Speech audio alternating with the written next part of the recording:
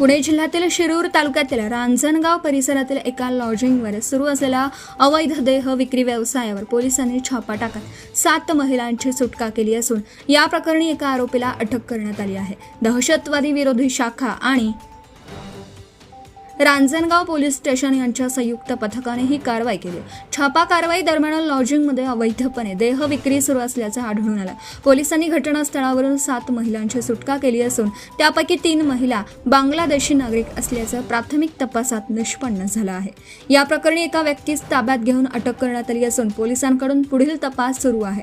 संबंधित महिलांच्या कागदपत्रे, वास्तव्य आणि भारतात येण्याचा मार्ग याबाबतही चौकशी करण्यात येत आहे।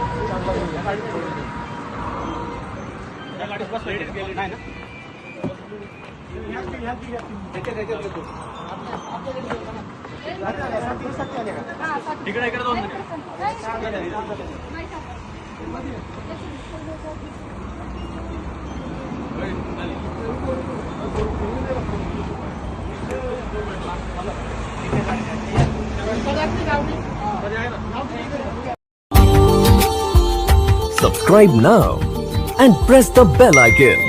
Never miss an update.